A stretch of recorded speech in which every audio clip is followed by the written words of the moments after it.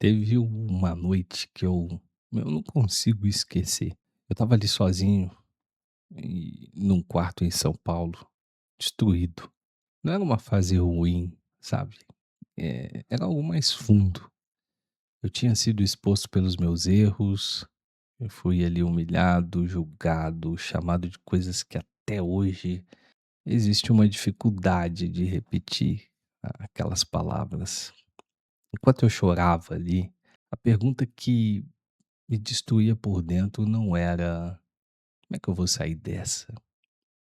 Qual que vai ser o caminho? Por onde que eu vou?". Não, era outra pergunta: "Deus ainda me ama?". Naquela época eu acreditava que talvez Deus ele tivesse até desistido de mim, porque era isso que eu tinha aprendido. Quando você erra demais, Deus se afasta. Quando você decepciona as pessoas que estão ali à sua volta, você também decepciona Deus. E naquela noite eu escrevi uma carta. Escrevi uma carta para alguém que eu jamais imaginaria que fosse responder, que era o Caio Fábio.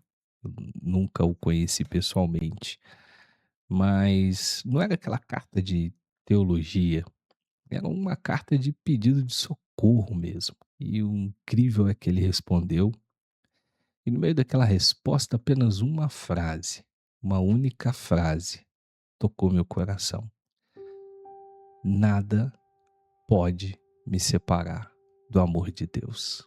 Talvez você nunca tenha passado por isso, mas conhece bem essa sensação.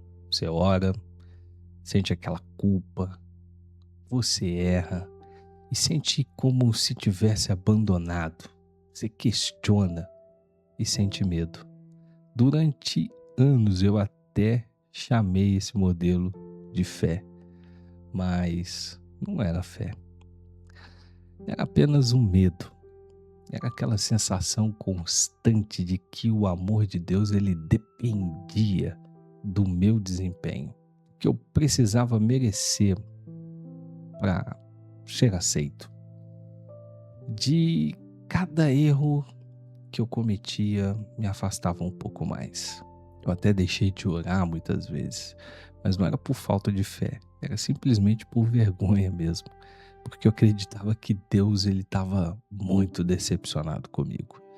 Porque me ensinaram um Deus que observava, mas não acolhia, e um Deus que cobrava e raramente se importava a ponto de querer abraçar.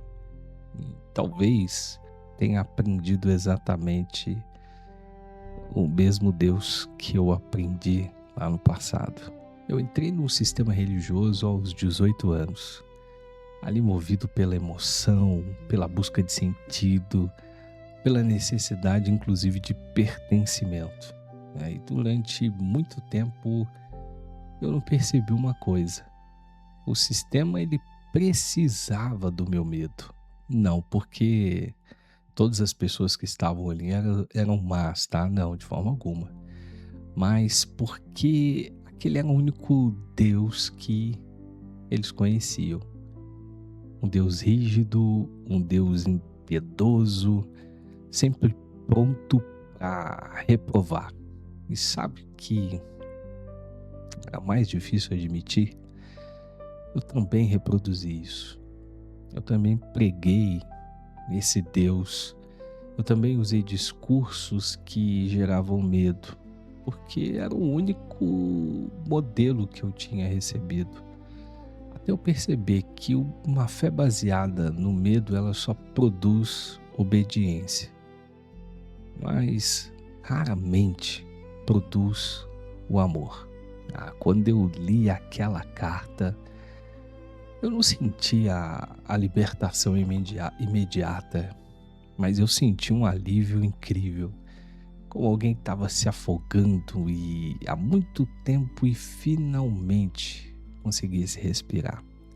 Como se uma janela tivesse sido aberta ali dentro daquele quarto onde eu estava preso já fazia meses.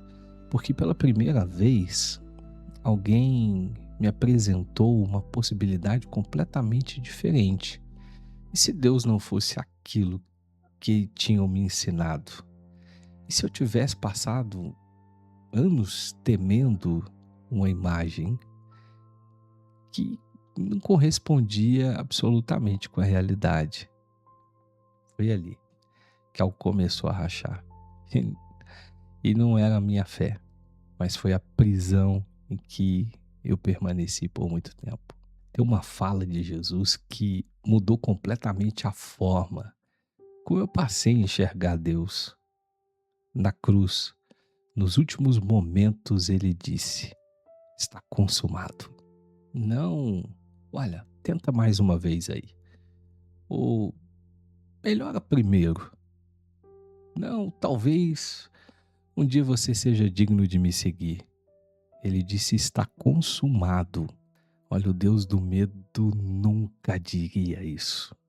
Porque o Deus do medo, ele precisa manter você devendo alguma coisa.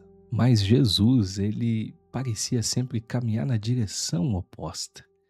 Ele encontrava quem tinha sido descartado, abraçava quem tinha sido condenado e amava pessoas sabendo exatamente quem elas eram. Foi aí que eu comecei a perceber uma diferença enorme. Uma coisa é Deus que o medo constrói. Outra coisa é o Jesus que eu encontro nos evangelhos. Eu ainda faço terapia, ainda tenho perguntas, ainda existem marcas, ainda existem dias difíceis. O que mudou de lá para cá? Bem, o que mudou não foi a dor desaparecer, foi eu parar de acreditar que a dor era uma punição divina. Eu passei a ser mais honesto comigo. Eu passei a ser mais honesto com as minhas dúvidas, com as minhas limitações. Passei a ser mais honesto com as minhas perguntas e descobri uma coisa que ninguém tinha me dito. Deus, ele não foge de quem pergunta. Só o sistema foge. Então, se você chegou até aqui, talvez o Deus que você teme hoje não seja Deus. Talvez seja a imagem que construíram sobre ele. E existe uma diferença enorme entre as duas coisas. Questionar essa imagem não é abandonar a fé. Às vezes, é o começo de uma fé adulta, de uma fé escolhida, não instalada pelo medo. Eu gostaria que alguém tivesse me dito isso muitos anos atrás.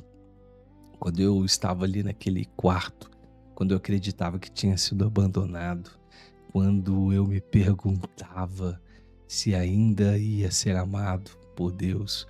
Então eu deixo aqui a mesma pergunta para você. Se você pudesse sentar diante de Jesus agora, tá? Olha, esquece, sem pastor, sem sistema, sem líder religioso, sem intermediários e sem medo. Qual seria a pergunta que você teve tanto medo de fazer a vida inteira que você faria? A minha era bem simples. Deus, você ainda me ama?